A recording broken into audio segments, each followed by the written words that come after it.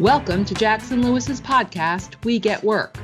Focused solely on workplace issues, it is our job to help employers develop proactive strategies, strong policies, and business-oriented solutions to cultivate an engaged, stable, and inclusive workforce. Our podcast identifies issues that influence and impact the workplace and its continuing evolution, and helps answer the question on every employer's mind: how will my business be impacted? The Biden administration's prudence in selecting plan investments and exercising shareholder rights rule allows plan fiduciaries to consider environmental, social, and governance (ESG) factors when selecting retirement plan investments. The rule reverses much of the previous administration's guidance on the issue. On this episode of We Get Work, Jackson Lewis's ESG group members discuss what employers need to know about the final rule. Our hosts today are Laura Mitchell and Kelly Thomas, principals in the Denver and Baltimore offices of Jackson Lewis. Laura leads the firm's ESG group and partners with her clients to evaluate, set, achieve, and monitor their organizational, culture, and human capital goals. She works with companies across all industries to realize this vision for her clients' ongoing success. Kelly's goal with every client is to provide practical and straightforward advice that breaks down and makes accessible the myriad issues and considerations arising under the various federal and state laws and regulations affecting benefit plans. Laura and Kelly, the question on everyone's mind today is, what should employers consider when selecting retirement plan investments? And how does that impact my business? Hello, everyone. This is Laura Mitchell. I'm happy to be speaking with you today and speaking with my colleague, Kelly Thomas, who is a member of our ESG Client Services group and a principal in our employee benefits practice. And this time around, I actually get to be the one asking the questions. I'm usually on the receiving end, so this is going to be really fun. So, Kelly, I think that's a great place to start. Before we dig in, though, ESG is a really hot topic right now, and there's a lot of conversation going on in everything that we're reading. One of the hottest trends that we're seeing, or one of the hottest topics, is around ESG investing, for which, our purposes here at Jackson Lewis involves retirement planning, and the current headlines are focused on rules for fiduciaries. We have this new law. But before we get into the details of that, can we take a step back and can you give us a little bit of a primer on the concept of fiduciary duty and investment planning, retirement planning, and why we're actually talking about this today? Yes, thank you so much, Laura. That's a wonderful tee up for one of my favorite topics, fiduciary duties under ERISA. I do think it's helpful, because there are a lot of headlines, to sort of think about where does this all come from and what are the baseline considerations that plan fiduciaries have.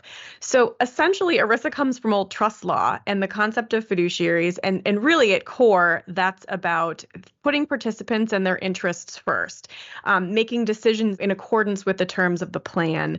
And it's separate from what a plan sponsor might be able to do when they're actually setting a plan up and making plan design decisions. Once that plan is in place, once you have participants investing through the plan, at core, you have to make decisions in the best interests of participants. So that's a lot of where we see the discussion focused on what does that really mean?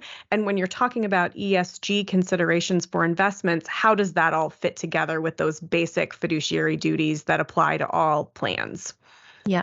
Fantastic. So that leads me, to my next thought is fiduciary duties, retirement planning have been around for decades.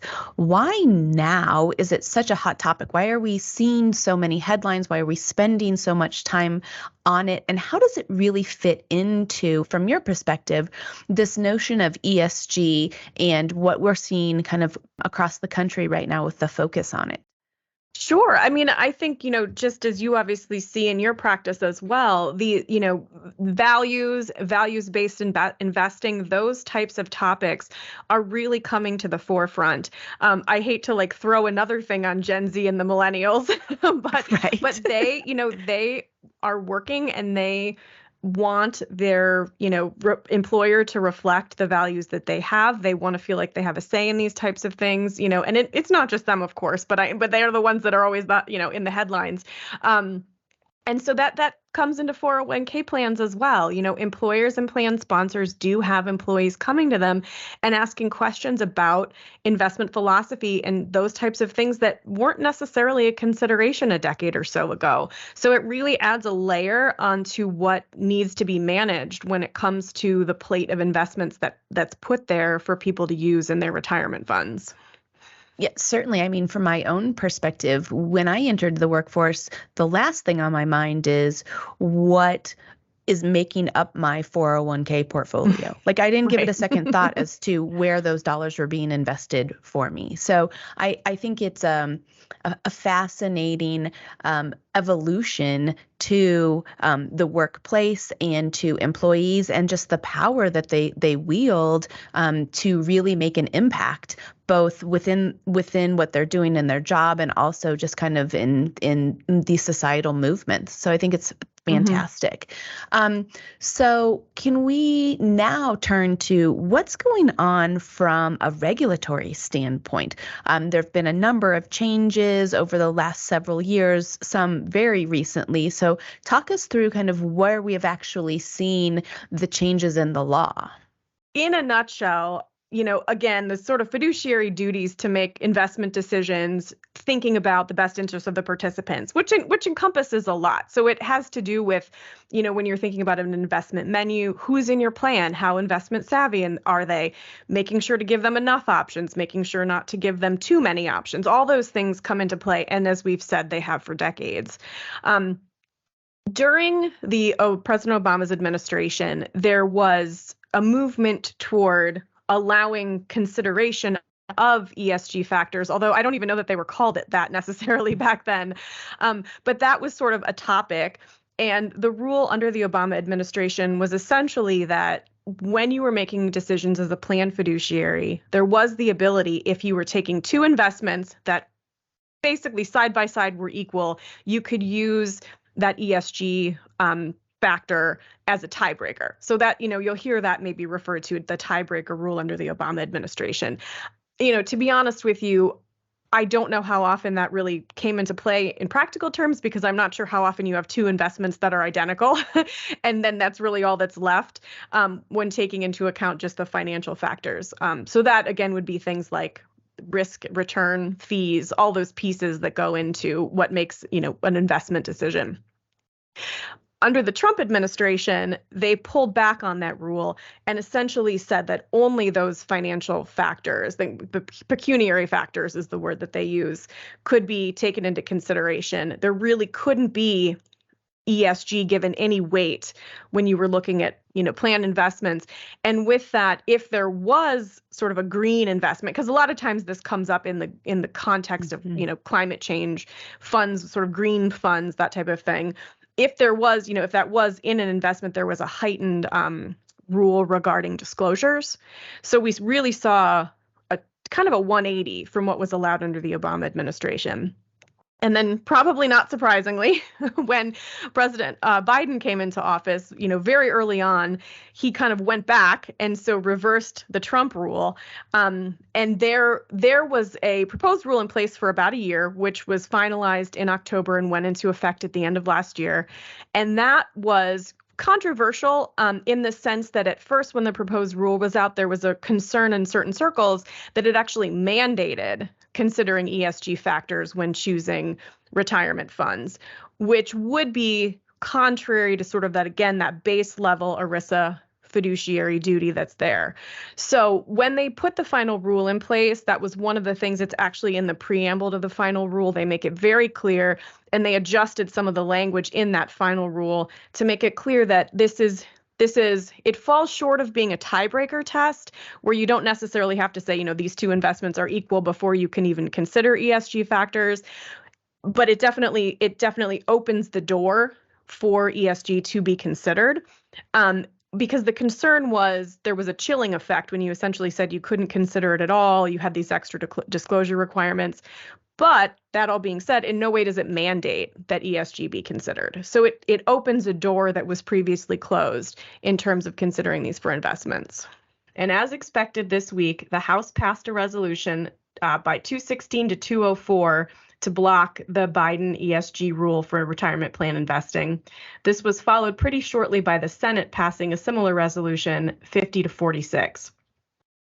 In response to this, the Biden administration did issue an administrative policy statement, which essentially teed up the fact that it will veto these resolutions. And for that reason, the rule will likely remain in place.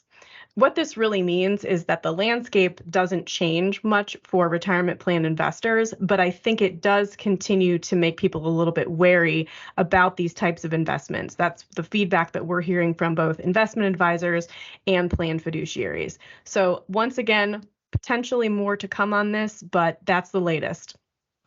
Interesting. So what strikes me is in this evolving space of ESG as we're seeing it today, it's really encompassing a lot more than I think what the initial ESG concept was years ago, really tied to financial performance of stocks for publicly traded companies in that context.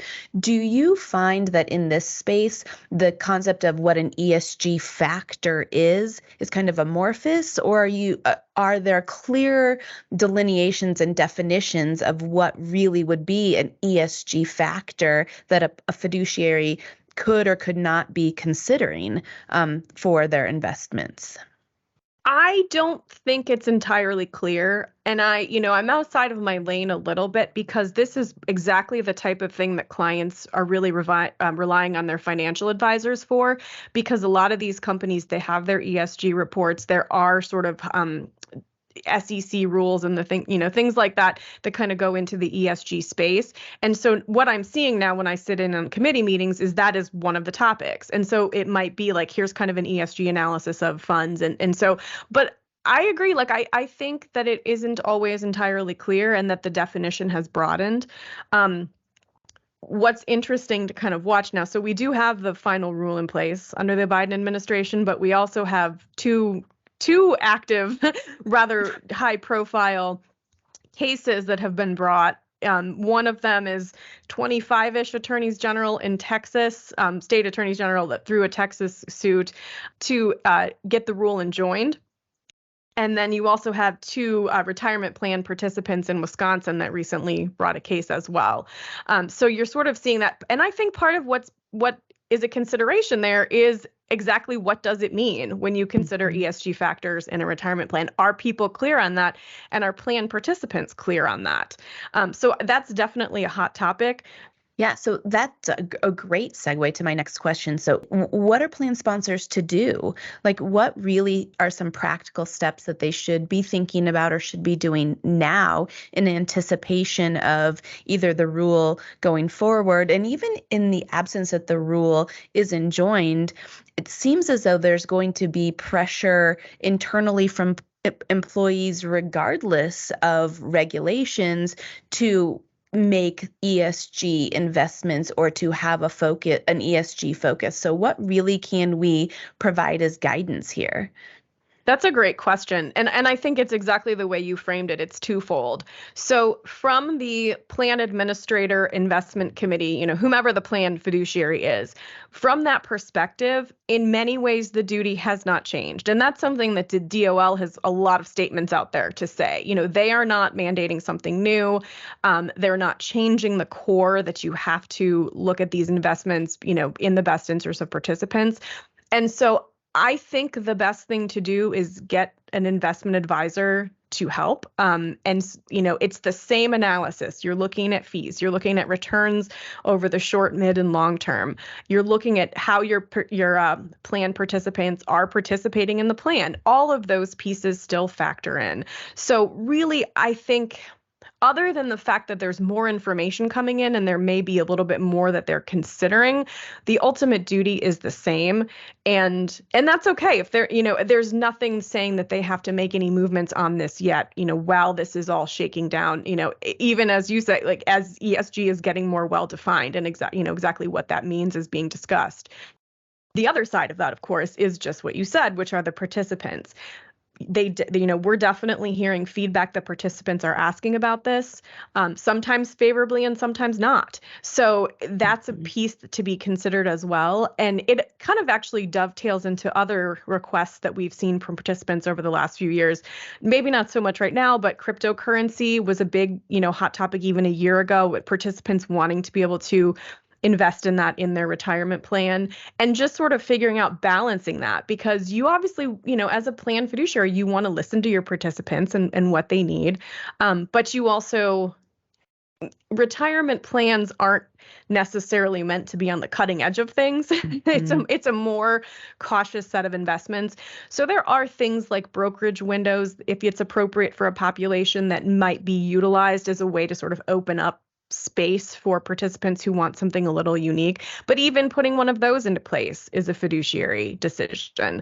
So, it's almost, you almost hate to say it, but there is a level of wait and see here. And ultimately finding and working with an investment advisor that's really savvy and can speak to these issues, that's keeping up, with what's going on and sort of the latest guidance on everything, is probably the best bet for any kind of plan fiduciary. Yeah, that makes a lot of sense. I certainly don't envy that job right now. But what about with respect to employers needing to communicate with their participants or with employees? Do we have advice? Should they be addressing these concerns directly? Should they, what can we do to help employers come up with a communication strategy to deal with these questions when they get them, or maybe proactively? Is that a good idea? Sure. And I think that's a great question also, because we always want participants to feel heard. I think that's important. And we want participants to participate in the plan. And so one of the arguments for ESG investments is sometimes it can increase plan participation. And so that's, if you're looking at that, if it's a way to engage and incentivize your workforce, then that may really be something that you want to take a really close look at and communicate. It's also fine as a plan fiduciary if you've looked at it and, sort of that investment strategy is not ultimately, found to be in the best interest of the plan. I think it's okay to kind of be upfront about that. And, I would never say ignore your participants, right? So you want to address concerns as they come in. It might feel a little early potentially to go out very proactively on some of this stuff, but I think for the employee populations that are interested in it, we're already seeing that movement and questions being asked and requests being made. Yeah, I think it's probably likely that we'll see what we've seen in other areas where progressive companies or companies that feel very comfortable or strong about these issues, or who have already defined their corporate identity, know what they want to stand for, may feel more comfortable being more proactive with these communications, or kind of educating participants about the position that the company would be taking. And on the other side, that there may be others who are still really early on in evaluating their stance on ESG matters, including this, and will take a more cautious approach to communicating and investing and all of those things. So I bet you there's going to be a spectrum like we see with other things in this area. That's exactly right. And really, when you get down to it, that happens anyway when it comes to the plate of investments that's offered. So you're going to have, we may have some clients with very savvy, investment happy participants who want to be really active managing their accounts, and they can put some investments in there with that may be, for example, higher risk, higher reward, because, and giving them all the appropriate disclosures and sort of running through that analysis. And then you have other clients who want to take a much more conservative approach just based on the nature of their employee population. So this is just another manifestation of that sort of balancing that occurs, and exactly why it makes a lot of sense to have those investment advisors come in who can give sort of the benchmarking and really, let an employer know sort of where they sit in comparison to peer companies, and help them make decisions weighing all of those factors. Yeah.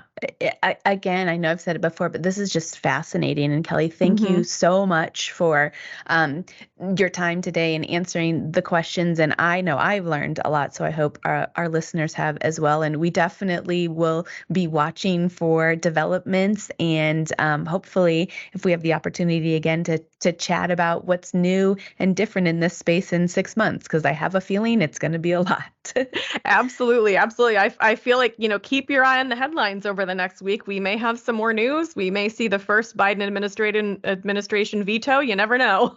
Yeah, it's going to be exciting. Well, thanks so much, Kelly. It was a pleasure as always. Thank you, Laura.